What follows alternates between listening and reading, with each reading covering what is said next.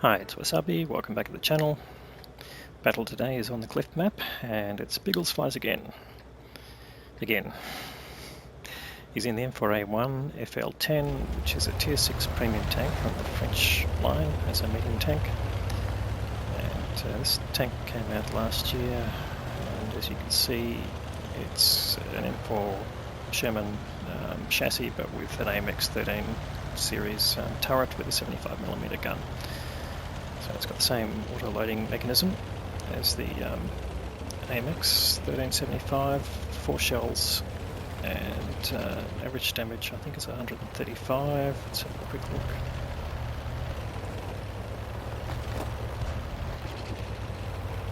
Yeah, 135 average damage. Average pin, a standard round 148, and the premium round takes it up to 186 with increased shell velocity of 1160.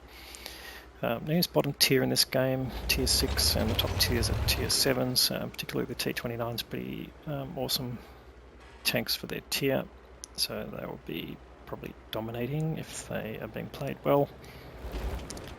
And I would say because he's bottom tier, he's taking up this position on the TD shelf to get some long range shots where he's not exposed when he shoots.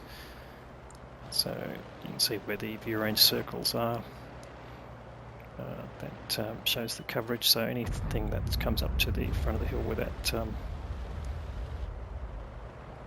sort of Parthenon area is would be spotted by the tanks around it, but he wouldn't be spotted because of the distance, so that would just preserve his health until he needs it later on in the game. Now, as an auto-loader, a lot of value of your tank is in the late game stages, particularly when there's a lot of tanks with low hit points, as you can basically clip them out with one clip.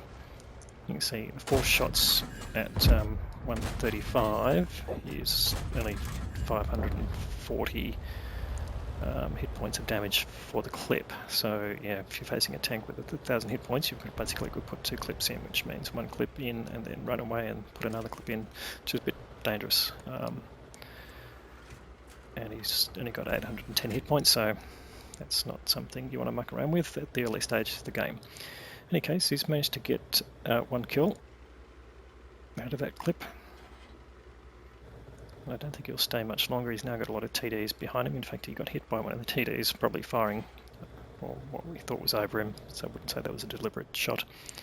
But he blocked the shot at the Astura ML. In any case, Biggles decided to make a move now, and let's see where he's going. Is he going to go for the middle, or is he going to head for the donut area?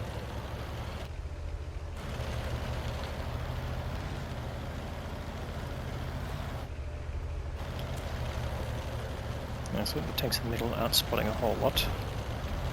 Yeah, looks like he's heading for the middle.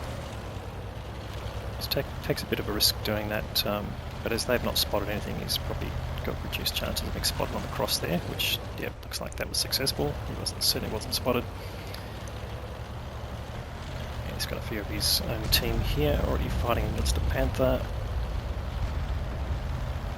Potentially Super Chappy. The Panther goes down. And he's found this at Cheeto.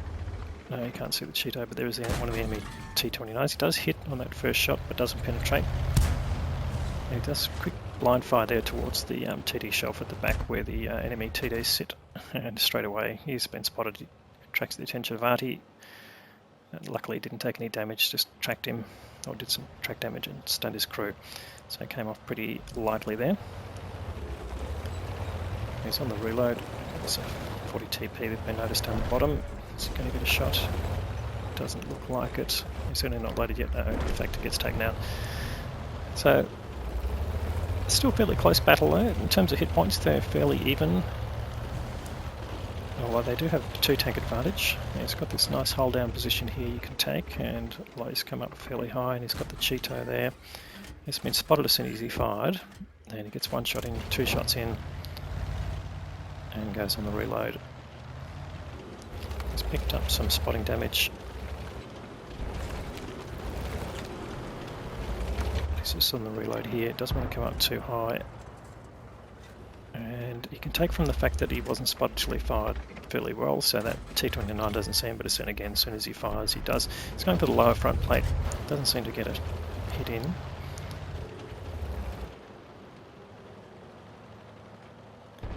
And again, doesn't want to sit in front of the gun of the T29, so he pulls back and goes on the reload.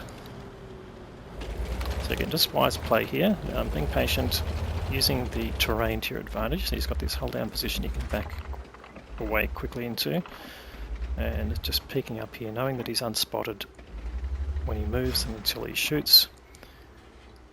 And he didn't quite get a shot in there on the Cheeto, but now he's got the side of the KV-1S turret. That bounced off. Did get penetration there on the side of the turret, which is good, and the KV-1S hasn't spotted him. It has been spotted now, probably by the Cheeto. A few shots coming in towards him, but he dodges those luckily. And the Cheeto goes down, which is nice. So they've still got their advantage in tanks. Again, the hit point advantage is not significant. It's only about 600 hit points, which is sort of equivalent of a tank anyway, but it's not ground shaking, so I'd say the game is still very much in the balance. Now he's got a fairly power position here. If he stays in the bushes, he's not likely to get spotted. In fact, he spotted some artillery. So that found an M12. One more shot will get the kill, and he does. And he's got one remaining shot. He's trying to get rid of that shot, but doesn't have the gun elevation here. Now this is one of the challenges of the AMX turrets. Their elevation is really poor. So most people think gun depression is the problem, but gun elevation can also be a problem. So he has to basically find slightly different terrain shape to get his gun elevation here. But he doesn't have a shot on this KV-1S. He's managed to get a spot here. Is he going to get the commander's hatch? No, he's actually going to get the side of the turret. KV-1S moves. Got one more shot he can fire. Yes, he does, gets the kill there. So that's 3 kills to Biggles. They've got a 4 tank advantage now, and just over 1,000 hit points of advantage, so the game certainly swinging in the favour of his team now. Getting those kills is important, particularly with artillery. Taking those additional guns out of the game, that can influence the game badly. Now here's the enemy artillery. The Lorraine 155 has made a mistake by moving out in the open, breaking his cover and losing his camo, and he gets dispatched by Biggles there. So that's his 4th kill, and finally a 3rd artillery gets exposed again. So this position giving him good visibility down there. Artillery obviously fired, and Biggles has spotted him. Now he's just gone dark now. So 1 shot in there, 2 shots. He's going blind, but he is doing damage, you can tell, and gets the kill.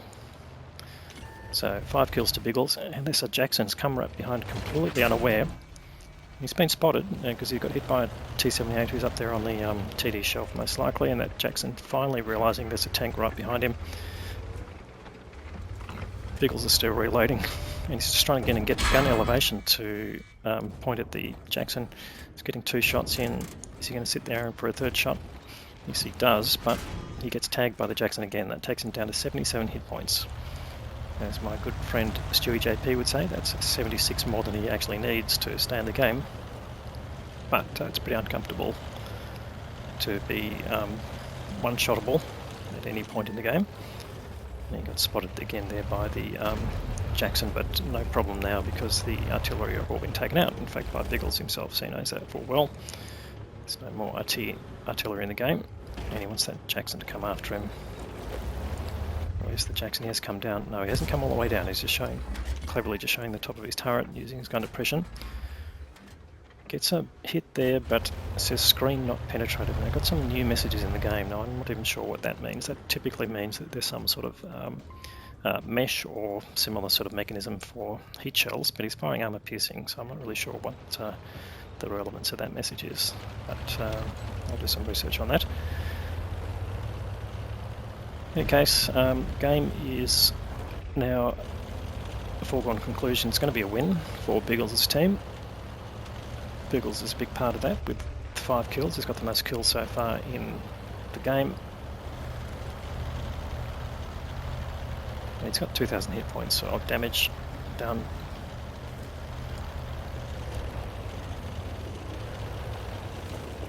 Now he's actually got slightly more because he would have got some damage from the blind shots he put in on the M44. enemy T29 doesn't look like he's long for the world.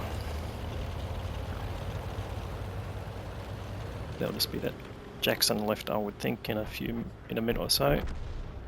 One Jackson takes out the T29 and the enemy Jackson takes out that particular Jackson.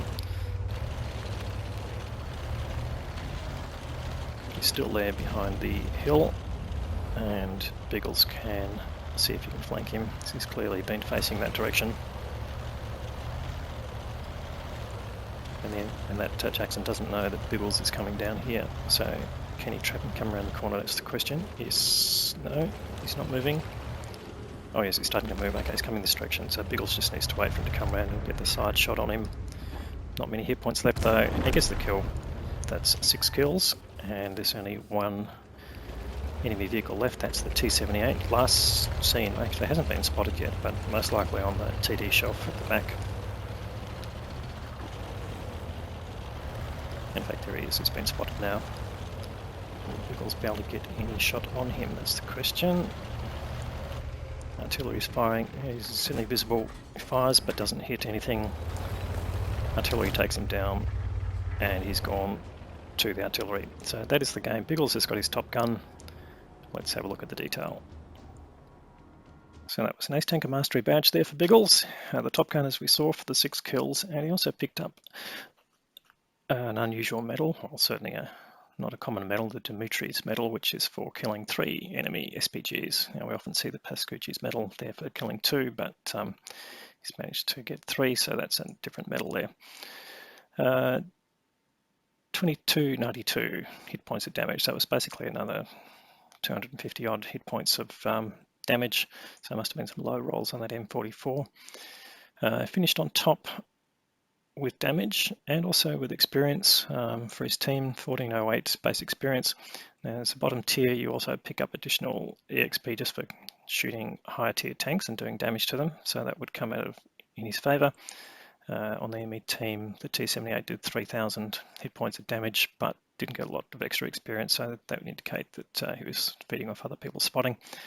And otherwise, the T29 on Biggles' team had the biggest contribution in terms of EXP after him, but only did 1600 hit points of damage. Now, in terms of his own experience, he fired 36 shots, 26 of those hit, so the gun handling letting him down a little bit, 20 penetrations to give him his damage total. He did pick up some early assistance damage with 631, and with some additional battle payments, he made a profit of just under 40k, which is quite handsome for tier 6. But tier 6 premiums don't earn quite as much as tier 8 premiums, certainly, but they're definitely fun to play, as you can see. So another great game there from Biggles. If you like this video, please give it a thumbs up. If you haven't subscribed already, please consider subscribing. We'll have more good content for you through the week, and thanks for watching.